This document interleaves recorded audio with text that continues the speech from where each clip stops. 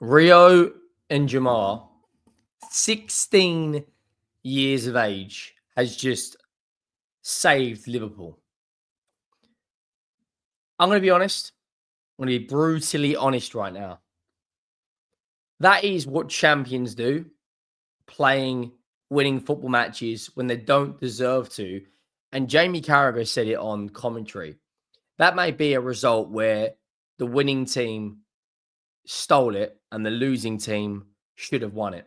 Newcastle United today showed a really, really good account of themselves.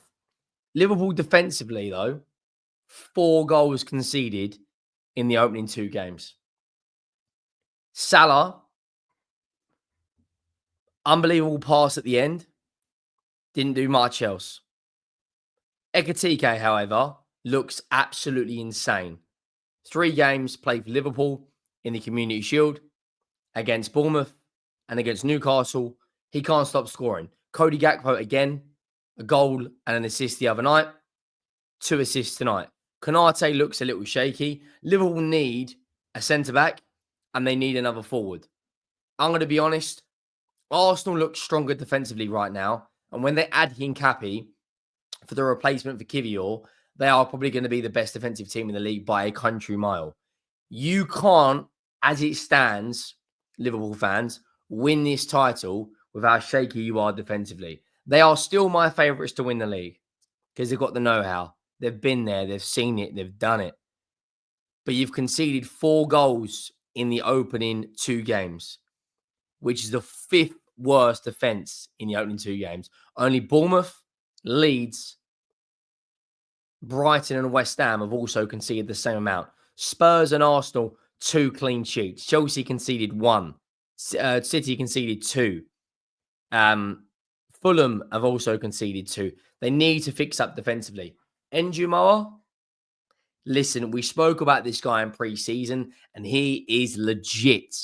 Absolutely legit. The finish at the end. We're going to break it all down. Make sure you go down and drop a like on the video if you haven't already. And let me know your thoughts on Newcastle 2, Liverpool 3. It was a very, very, very interesting game. It was a game of refereeing decisions. Anyone who doesn't think that isn't a red card, you're out of your mind. Make sure you go down and hit that subscribe button as well. We're less than 700 away from 76k. There's only about a week or so left of the transfer window. We've got a massive game coming up this weekend, Liverpool versus Arsenal. I'm going to bring out Liverpool team. We need to talk about Arne Slot's. We've got to talk about Arne Slot's back line, because this back line doesn't look anywhere near as strong as the back line of last season. The back line of last season for Liverpool won the Premier League practically in January, and they conceded 41 goals.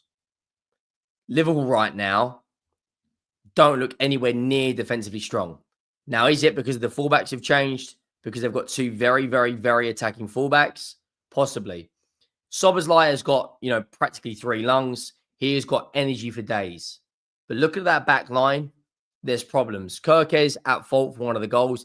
He looks sus defensively. Very good fullback going forward. Frimpong isn't, in my opinion, magnificent defensively. I can see Andy Robertson coming back into this team quite quickly if Kirke's carries on. Connor Bradley, I'm not sure why he's on the bench. Maybe because it's just come back from injury. But they need another defender. They've been heavily linked with Gahey. They've been heavily linked to a lot of players. I still think they need another attacker. Ekitike looks unreal. Another really, really good finish. And a goal and assist against Bournemouth. He looks an absolute joke. Florian Wirtz, I'm not going to judge him after 2 games. Some of the slander you're hearing on the socials is absolutely insane. I think, I think he will be absolutely fine. I'm not going to judge him off of the 2 games. In terms of Newcastle's side, we'll get to the red card shortly. Pope, Trippier, Schär, Burnley, Livramento. I thought Bruno Guimaraes had a captain's performance tonight. Really, really impressed. Getting the crowd going, getting the goal to drag Newcastle by the scruff of the neck back into the game. And tonight he went off injured, but they need a centre forward. When they brought on Uzla, they actually scored a goal. Gordon let the boys down tonight. I'm not going to lie. I don't know what he's doing. I really, really don't. For the red card, it's It's rash. It's silly. It's stupid. It's all of the above. The first goal comes from a moment of absolute quality from Ryan Gravenberch. Gakpo passes it out. He's probably 25 yards out, and he drills it off the post and in. And it was a goal against the run of play. Liverpool didn't deserve, in my opinion, to win tonight. That a draw probably would have been fair. But the difference between Liverpool and Newcastle is Liverpool had match winners. Newcastle had double the shots of Liverpool. Liverpool only had 5 shots on goal, which is the least amount of shots of any Liverpool side under Arne Slot. They silence in James's Park. Gravenberch receives the pass, turns just outside the box. Bruno G stands off him. He strikes it, and it's a fantastic finish. And then about 5-6 minutes later, the ball gets played out from Alisson into Van Dijk. Van Dijk goes for a left-footed diagonal pass to Salah, and Gordon just catches him late, studs straight down the back of the calf. I said as soon as I saw it, that's a red. He's in bother. Like, that looked immediately, as soon as you saw that, like he was in a lot of bother. And he got sent off, and it was the right decision. Even Alan Shearer tweeted it out, who's a diehard Newcastle United fan. Get to half-time. You know what Arne Slot's going to say. Go at them. They've got 10 men. Keep it tight at the back.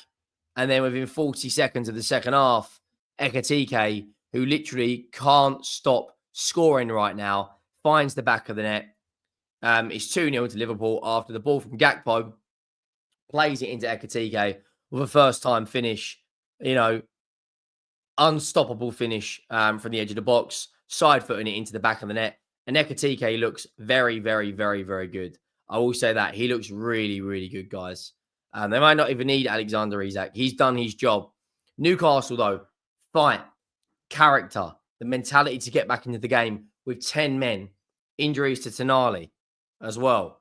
They showed everything. If I was a Newcastle United fan tonight, I'd be gutted that you lost the game, but I'd be proud because against the odds, they still kept battling. They still kept going.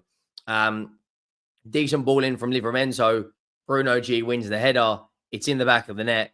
And all of a sudden, Liverpool for the next 20, 30 minutes were under the cosh. And they were under the cosh with 10 men. They brought on William Uzla, who come on and got the equaliser. They need to sign a number 9 ASAP. They've been linked with Strand Larson from Wolves. They've been linked with Johan Wieser. They need to sign a centre forward ASAP, or like Newcastle may struggle from a goals perspective. They've only got 2 goals in their opening 2 games, which when you compare it to Liverpool, have got 7, Spurs have got 5, Arsenal got 6, City got 4 against Wolves just in one game. He stays cool, finds the back of the net, holds off Gravenberch, slots it ball beneath Alisson, makes it 2-2. And then Rio Ngumoha comes on. And let me talk to you about this kid. We spoke about him in pre-season. We spoke about him getting, goals against Preston, goals and assists against Bilbao, decent performances against AC Milan at 16 years of age, who turns 17 in 4 days. He's going to get used as a substitute a lot more often this season than people think. But that's what champions do, guys. You play to the very, very end. You play to the whistle. You keep going. You believe you have still got the tools to do the job. It should never have been that difficult from Liverpool's perspective. Newcastle United, like I said, held a really, really good account of themselves. The ball goes down the right-hand side. Salah plays through the pass. Szoboszlai lets it run. And there is Ngumoha off the bench. It's an incredible finish. And he runs over to the corner flag and celebrates with his peers. And it's a massive, massive win for Liverpool. But they are fragile defensively. I'm going to be honest, guys. This isn't sustainable to play like this. Go and bring Gahey in. Maybe bring a fullback in. Bring an attacker in. They look like you can score goals against them. And if Arsenal play like they do, I can see Arsenal getting a result, guys. 10 shots against 5. 3 shots on target against 4. You can have all the possession you want, but you need to make it count. And when you look at their games coming up, you got Chelsea away coming up. You got a Merseyside derby and Arsenal all in your next 6. They'll comfortably beat Palace and Burnley, in my opinion. But they need reinforcements desperately. When you look at the match stats against Bournemouth, I think Bournemouth had 10 shots as well. There you go. You can't, they look a little sus defensively. I'm not going to lie. If you bring a couple of defenders in, who knows? But Kirkes, the way he just gets beaten in the air for the Bruno G header. Yeah, for me, I'm not going to lie to you guys. They need to improve defensively.